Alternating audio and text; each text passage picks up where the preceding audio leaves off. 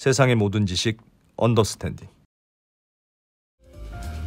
네, 자 언더스탠딩 시작하겠습니다. 바쁘고 고단한 하루를 잘 보내신 여러분, 내일 하루도 더 바쁘고 더 고단하게 사셔야 할 안타까운 여러분들을 위해서 저희가 또 오늘도 유익한 콘텐츠로 그렇습니다. 준비를 했습니다. 네, 오늘은 또 유익하기도 하고 또 고민해 볼 만한 주제. 네, 중국인들이 우리나라에 와서 건강보험 혜택을 노리고 네, 엄청 타먹는다. 온갖 가족들을 다 모시고 와서 비싼 수술비, 우리 국민들도 사실 못 받는 비싼 수술비 많이 갖고 간다. 도대체 이 나라는 중국인을 위한 나라냐? 그런 논란에 그런 이야기 하시는 분들이 간혹 있죠. 네. 있는데 뭐 정부에서는 아유 그 오해다라는 설명도 하고 또 뭐 왜 오해인지 설명해라 뭐 그러기도 하는 건데 이게 요즘 또 논란이 되는 모양이에요. 그렇습니다. 뭐 숫자가 잘못됐다느니 뭐 그런 것도 있는데 이참에 한번 도대체 문제가 뭔지 좀 보고 매우 중립적인 입장에서 우리는 어떤 결과가 나와도 괜찮으니 백종훈 기자가 알아서 취재해서 방향성 이런 거 없다. 그냥 진실을 알려달라라고 제가 부탁을 했고요. 백종훈 기자는 늘 당연히 그런 거다 나는 뭐 언제는 뭐 네 말 들었냐 하면서 취재를 해왔습니다. 제가 결과를 아직도 몰라요 저도. 그래서 오늘 백종훈 기자로부터 들어보겠습니다. 백 기자가 이렇다면 이런 겁니다. 팩트는. 그렇습니다. 배워보겠습니다. 어서 오십시오. 네, 안녕하세요. 백종훈입니다.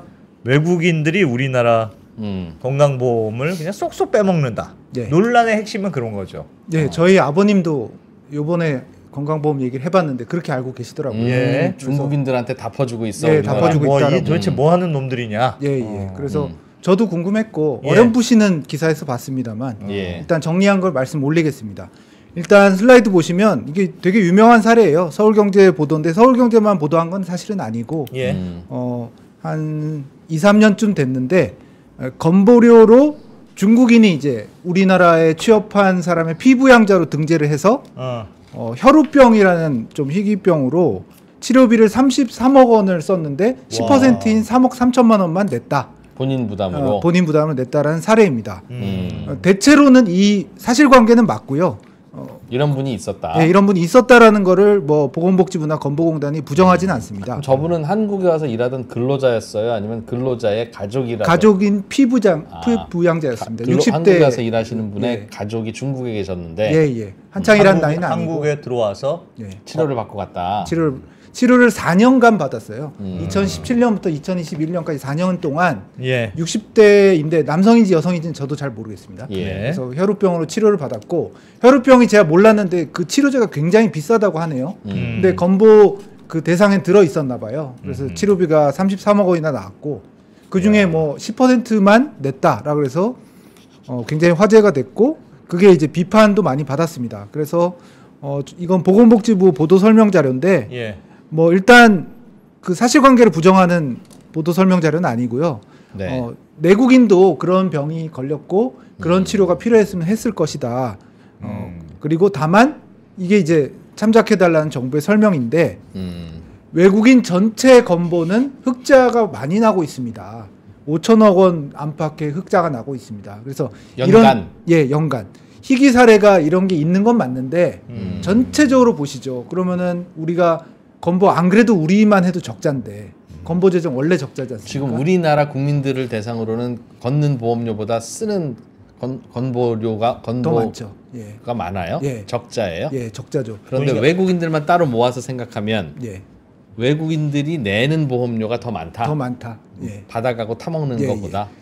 지금 제도가 그러니까 현재 있는 제도가 우리나라에서 일하는 외국인들면 한국인이 아니더라도 외국인이면 건강보험에 가입할 수 있다.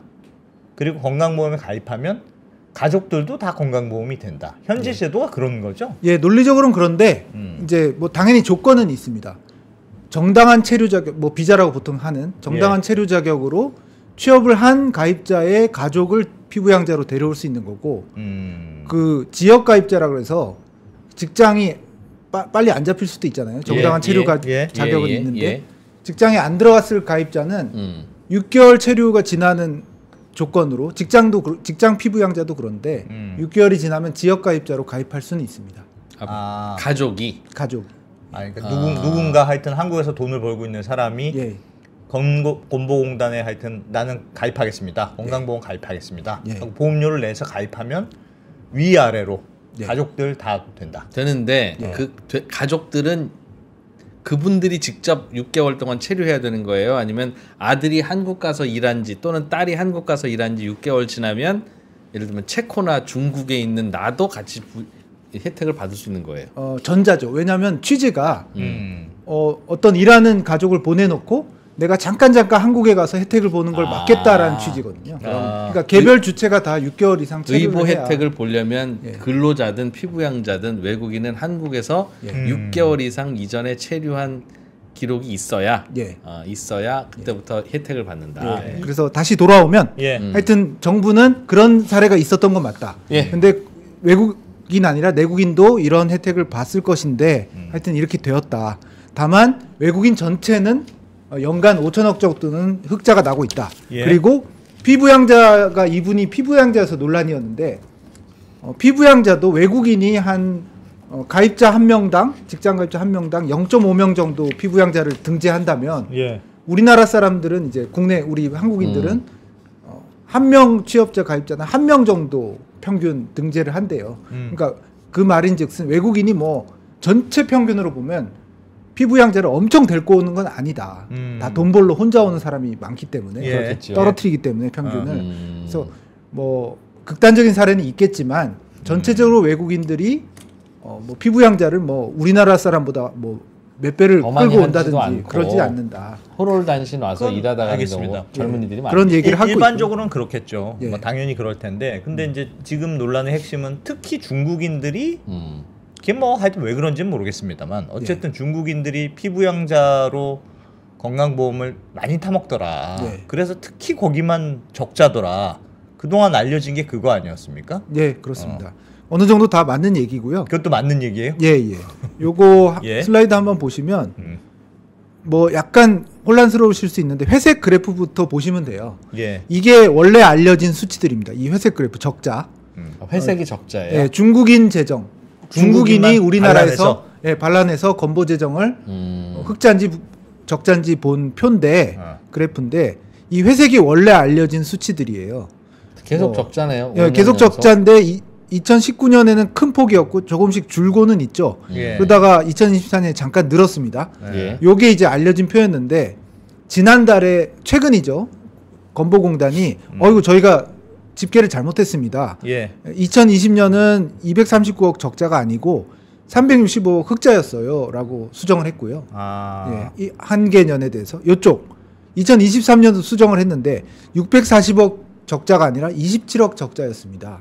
그러니까 전반적으로 여기서 600억, 여기서 600억 해서 중국인 우리나라 건보 적자가 1,200억 가량 통계 오류가 있었다. 과대 계상됐습니다라고 슬그머니 수정을 했어요. 저건 왜 저런 일이 이게 화제가 논란이 됐습니다. 그래서 가져온 거고요.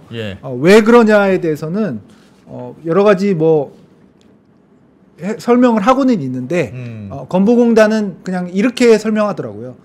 자료도 냈는데 자료는 사실 뭐 되게 개략적으로 냈습니다. 국가 분류를 착오했다라는 게 자료의 내용이에요. 뭐 말은 긴데 그런 설명인데 중국인인데 뭐 어디 독일인 다른 나라 했다. 사람으로 국가 코드를 뭔가 오류가 났든지 입력을 잘못했든지 했다는 게 건보공단의 설명이고 제가 통화해서 뭐 여러 번 물어보니까 2020년은 약간 수치 산정할 때 잘못했다라고 하고 2023년은 여기 나온 것처럼 국가 분류를 코드를 잘못 넣었다. 완전 그냥 사람이 잘못 넣었다. 네. 그렇게 두 개 경우가 약간은 다른데 이게 뭐 한두 명 잘못 넣은 거가 아니라 뭔가 떼거지로 잘못 넣었다는 뜻인 것 같은데. 그게 저도 취재하면서 참 이해가 안 됐던 게 안타까운데 이게 뭐 그냥 아무도 안 보는 통계고 가끔 보는 통계면 뭐 괜찮겠습니다만 이게 2022년 뭐 정치권에서도 굉장히 논란이 됐었잖아요.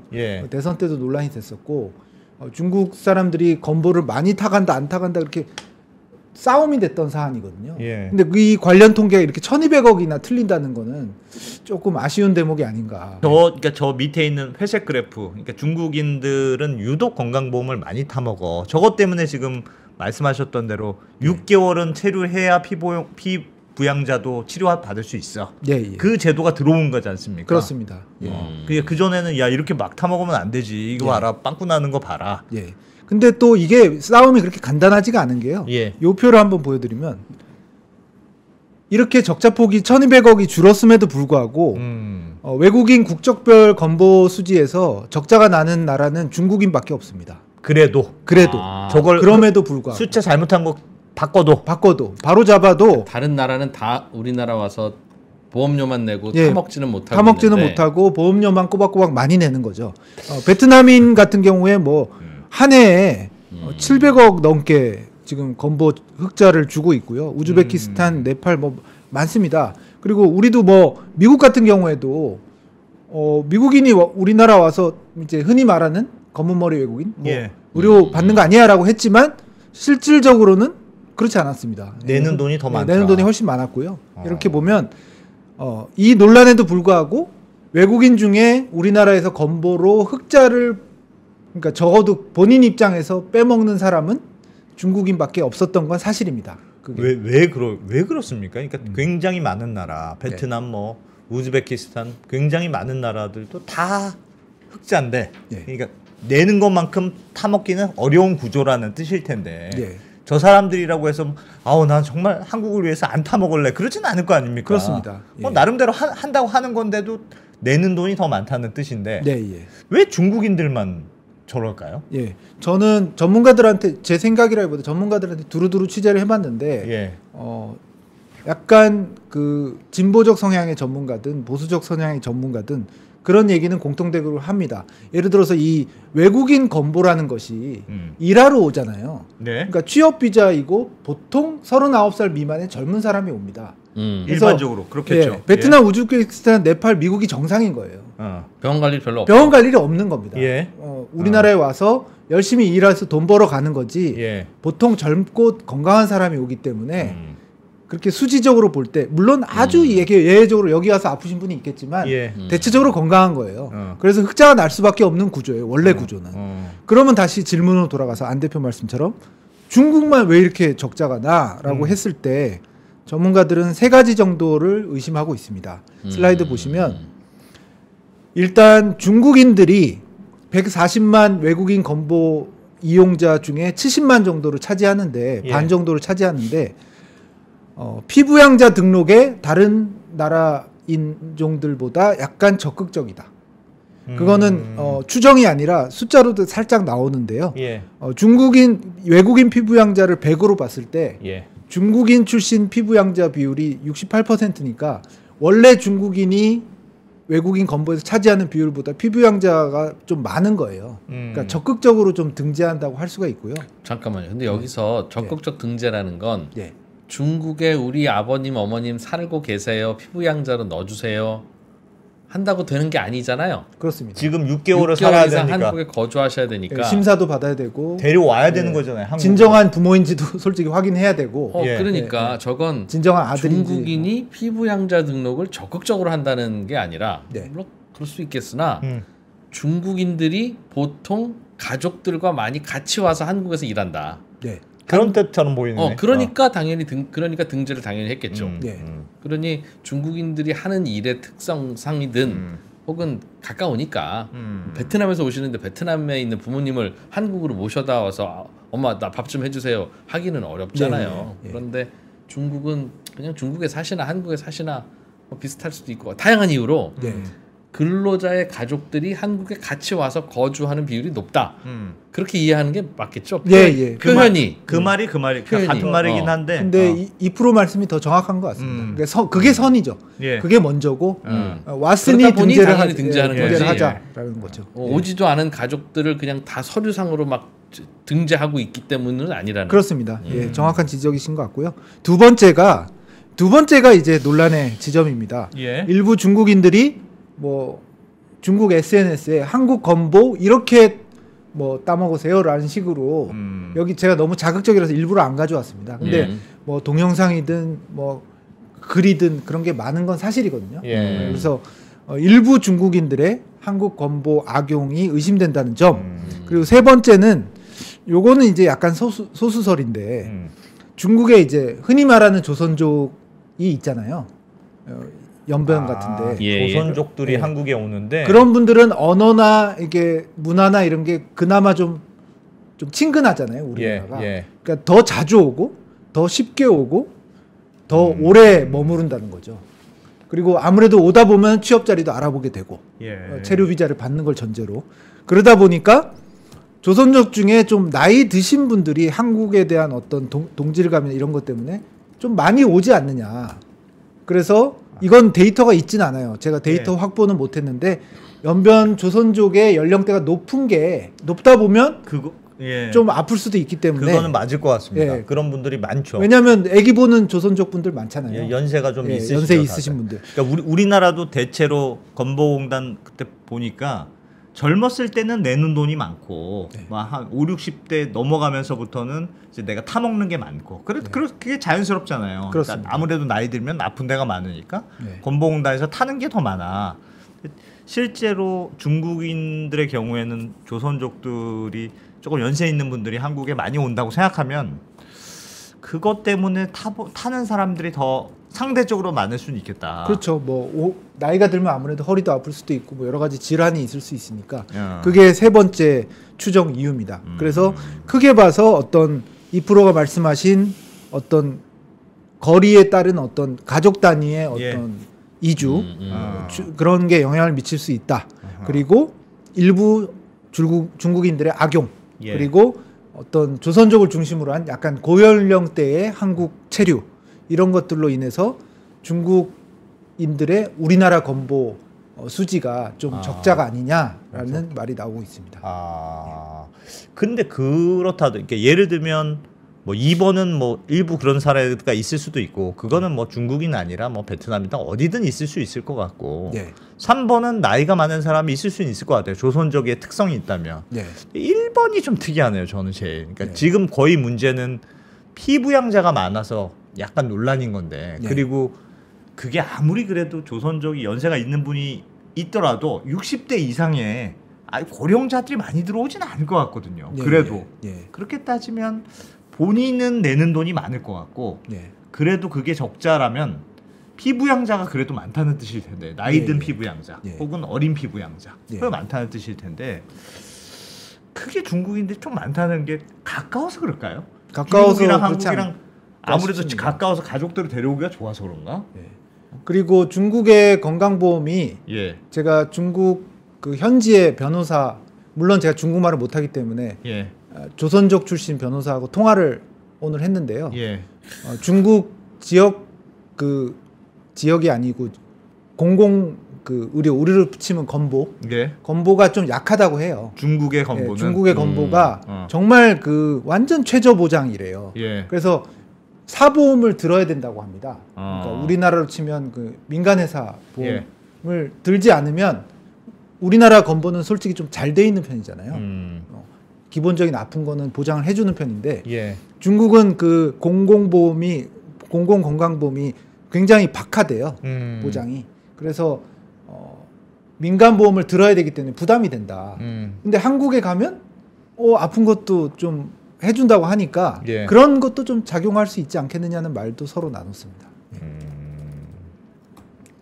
우리나라 건보가 잘 돼 있죠. 그 말씀은 그래도 한국의 건보공단의 시스템을 최대한 이용하려고 넘어오는 사람이 많다는 뜻으로 들리네요. 와서 6개월 동안 있어야 되니까 모르겠습니다. 그런 분도 있을 거고 당연히. 그래서 6개월 동안 버티다가 병원 가는 분도 있을 거고. 그리고 뭐 쪽에 근로자 보내고 또 부모님 거기 계시면 그냥 한국말 되는 분들일 거 아니겠어요? 그런 분들이 많으니까 그게 클 것 같아. 한국에 와서 그냥 되니까. 계시죠. 한국말이 되면 그러니까 또 그러니까 일부러 와서 병원만 하려고 조직적으로 이용한다고 하기에는 그런 분도 있고 아닌 분들도 뭐 당연히 있을 거고 그래서 통계에 나타나는 거는 정확히는 잘은 모르겠네요. 다시 한번 하여튼 정리드리면 그런 느낌이다. 그 6개월 룰이란 게 이제 시청자분들은 조금 낯서실 수 있어서 그 옛날에는 그런 룰이 없었어요. 그냥 취업 비자를 적법하게 취득하면 피부양자가 그냥 덜렁 들어와서 우리나라 병원에 갈 수 있었죠. 그리고 그럼 건보 혜택을 주고 이렇게 아프면 했는데 그냥 아프다고 들어올 수는 있었어요. 들어올 수 있었는데 그게 당연히 악용되죠.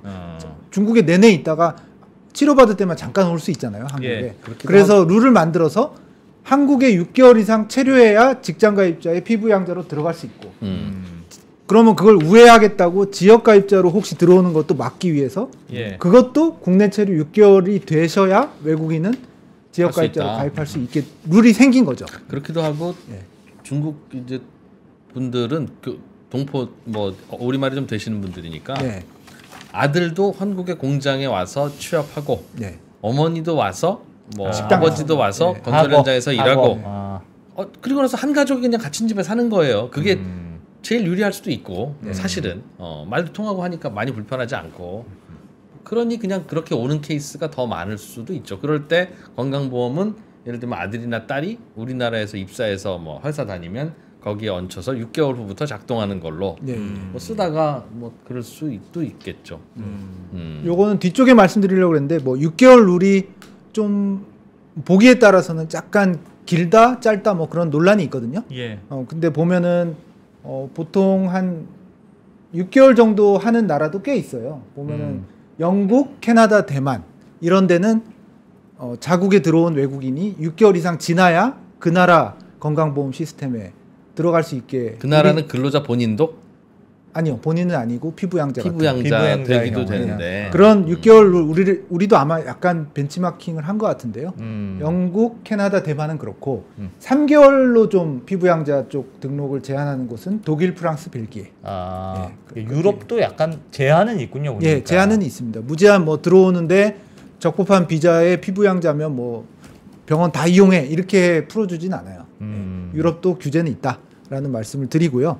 지금 안 대표 말씀하신 대로 이 피부양자가 계속 중국 같은 경우는 문제가 되니까 이거를 그래도 계속 바라볼 수는 없는 거 아니냐, 적자가 나는데. 그래서 보건복지위원회의 김미애 의원이 아까도 잠깐 소개시켜드렸는데 상호주의로 가야 된다. 꼭 중국만이 아니라 어떤 외국이 우리나라 한국 사람이 갔을 때 공공건강보험에 어떤 혜택을 주는 만큼 주면 우리도 그 나라 국적의 근로자가 왔을 때 똑같이 상호주의로 좀 하자. 그런 거를 국민건강 법률에 좀 집어넣자. 특히 피부양자와 관련해서. 왜냐하면 중국은 성마다 다르긴 한데 아까 말씀드렸던 그 조선족 변호사하고 오늘 현지 통화를 해봤는데 성마다 다르긴 한데 대체로 아까도 혜택이 좀 낮다 그랬잖아요. 중국 공공보험. 피부양자 개념이 좀 약하대요. 없는 데도 있다고 약하다. 들었습니다. 그래서 성마다 다르긴 하지만 대체로 없다. 그래서 그 변호사도 자기 어머니는 자기 어머니로 가입했고 나는 나로 가입했다. 별도로 가입하는 나라가 많죠, 사실은. 그래서 피부양자 제도가 이렇게 좀 펼쳐져 있는 우리나라와는 달리 중국은 좀 개별 가입이거든요. 그래서 아마 김미애 의원도 그런 걸 좀 고려한 것 같아요. 상호주의라는 큰 틀의 언어로 하면은 중국이 또 너무 바로 반박하기는 어려울 수 있으니까 상호주의로 하자. 피부양자 관련해서. 그게 합리적인데 중국은 어차피 피부양자라는 제도가 없으니까 다 개별 가입이고 중국 자국인민들도 개별 가입이잖아요. 그렇습니다. 그러니 우리가 가도 개별 가입인 거고. 우리나라는 피부양자 제도가 있잖아요. 그런데 중국인 니들은 넘어올 때는 피부양자는 안 돼. 개별 가입해. 라고 하면 그거는 상호주의가 오히려 아닌. 그렇게 보실 수도 있지만 하여튼 한국인이 중국 베이징에 갔을 때 베이징의 어떤 첨단 기업에 취직을 했는데 건보 가입하려고 했을 때 피부양자를 못 올리잖아요. 그 상호주의로 하자라는 개념이 되겠습니다. 그렇게. 아다르고 어다른데 그렇게. 그래서 그런 입법을 추진해서 지금 발의를 한 상태고요. 반론도 있어요. 그 이상구 복지국가 소사이어티 대표하고 얘기를 길게 했는데 전체 외국인 건보 흑자가 5년간 2조 7천억이다. 아까 그래프는 못 보여드렸는데 요거예요. 요게 연간 2022년에 5천억, 2024년에 7,300억이 외국인한테 흑자예요. 진짜 외국인들이 건보를 다 많이 건강한 젊은 근로자가 오다 보니까 감사합니다. 우리나라 건보 재정에 큰 힘이 되고 있습니다. 그래서 이게 전체적으로 이런데 우리나라 내국인은 얼마나 적자예요? 우리나라 내국인이요.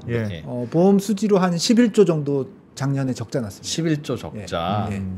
근데 이게 7,300억 이렇게 보탬이 되면 좋잖아요. 그러니까 이제 이상구 복지국가 소사이어티 대표는 좀 물론 개별 사례로 보면 좀 이상한 게 좀 부정이 있을 수 있는데 그거는 단속해서 잡아내는 개념이 돼야 하고 큰 틀에서는 지금 외국인 건보 근로자의 건보 납입이 굉장히 도움이 되고 있다 우리나라 건보에. 그래서 그런 것도 고려해야 된다. 그래서 중국이 뭐 지금 아까 수치 고쳐도 뭐 요즘 한 근 3년은 100억 200억대 적자인데 이거를 물론 뭐 바로 잡으면 좋긴 한데 부정수급 위주로 잡아야지 이거를 뭐 외교적 마찰이 있는 어떤 방법으로 입법으로 하는 건 조금 과하지 않느냐라는 의견도 있었습니다.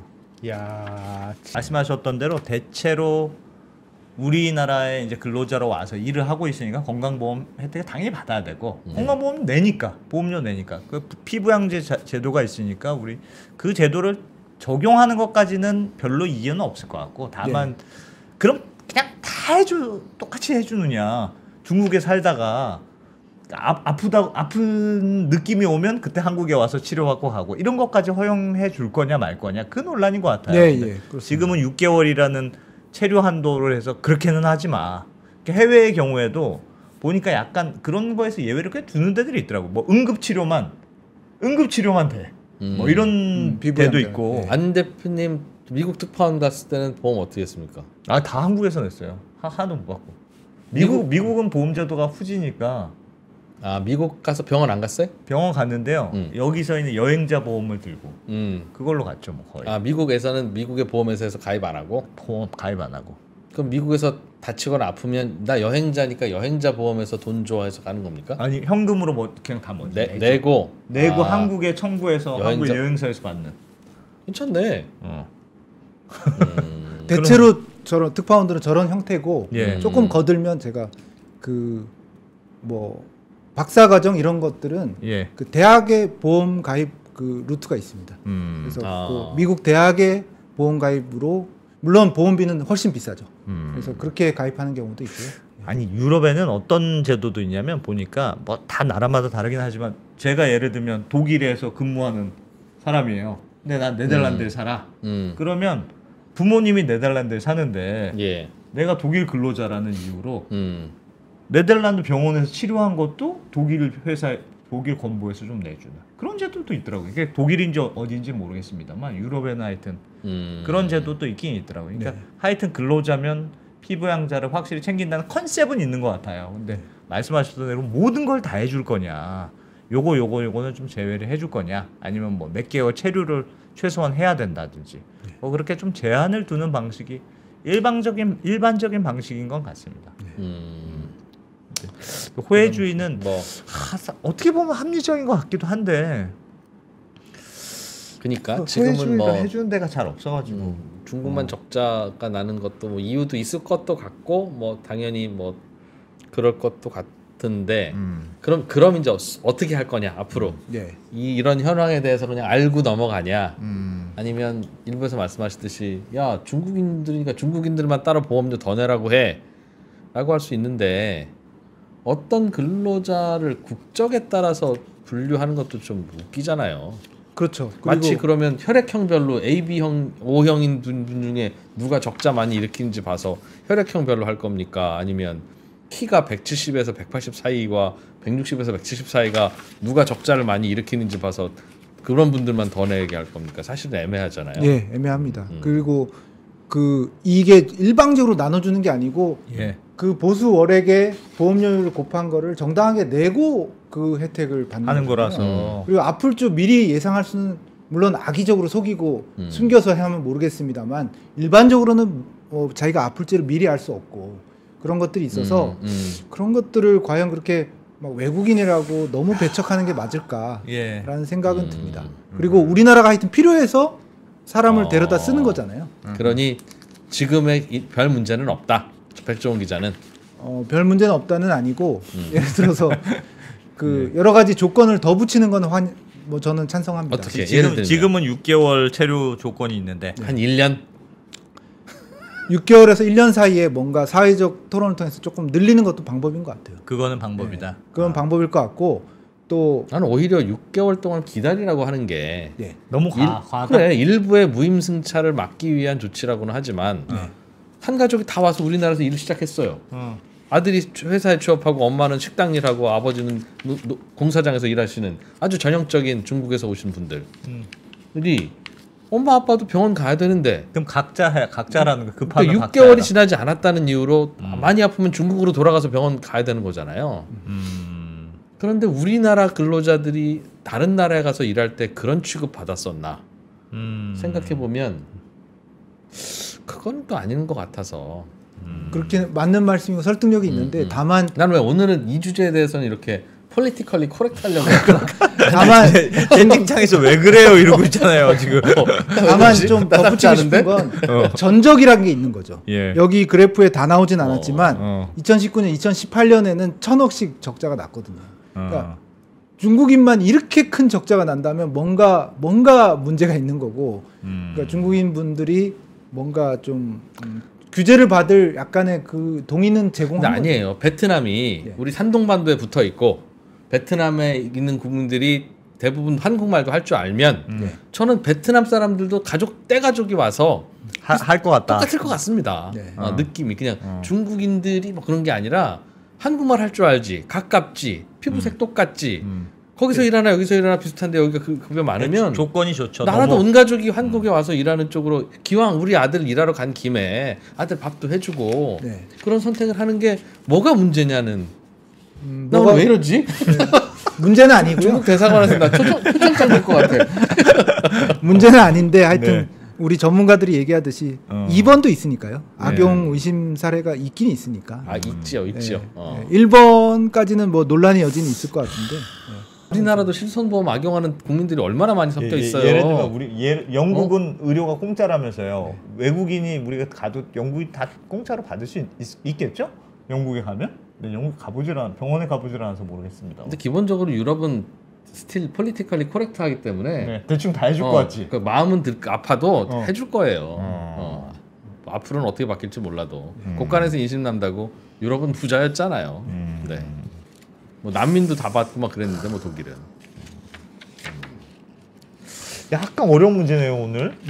네. 그런데 백종원 기자는 도덕적 해이를 조금 더 막을 수 있는 방법을 약간 더 고민을 해보는 정도. 조금 제한하는 쪽으로 한번 될것 생각해 보면 같다. 어떨까. 그게 뭐 적자냐 흑자냐 큰 문제도 아니고 외국인 전체로 보면 흑자니까. 아니 그러니까 들어보니까 저는 그냥 뉴스를 얼핏 보기에는 외국인들한테 이걸 해줘야 돼? 뭐 이런 생각도 사실 저는 갖고 있었거든요. 네. 근데 들어보니까 대체로는 다 해주는 것 같긴 하네요. 대체로는.